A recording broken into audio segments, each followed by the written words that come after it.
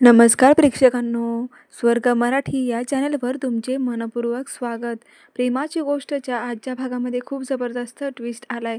सागर हा खूप चिडचिड करत असतो, तेव्हा आता मुक्ता त्याला समजवते आणि म्हणते की हे बघा सागर, मी हे मुद्दामून करत नाही आहे. आदित्य हा नेहमी म्हणत असतो की हे घर माझं नाही आहे, ह्या घरातील माणसं माझी नाही आहेत, मला अशी कोर फॅमिली नाही आहे आणि त्याची हेच हळवी जागा आपल्याला पूर्ण करून काढायची. तो आलाय ना इथे, मग त्याच्या म्हणण्याप्रमाणे चालूयात ना, होऊ द्यात ना त्याला जरा शांत.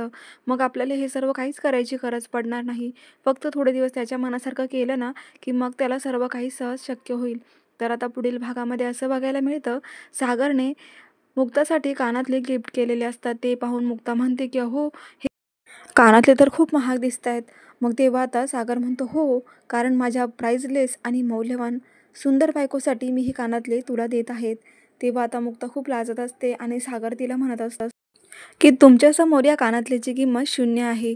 आणि लगेच आता मुक्ता आरशासमोर उभी राहते आणि कानातले कानामध्ये घालते. लगेच सागर तिला म्हणतो, "हे कानातले आणि तुम्ही दोन्हीही खूप सुंदर दिसत आहात." तेव्हा खूप जबरदस्त ट्विस्ट आलाय प्रेक्षकांनो, पाहायला विसरू नका. प्रेमाची गोष्ट आणि अशाच मालिकांचे अपडेट पाहण्यासाठी चॅनलला नक्की सबस्क्राईब करा. धन्यवाद.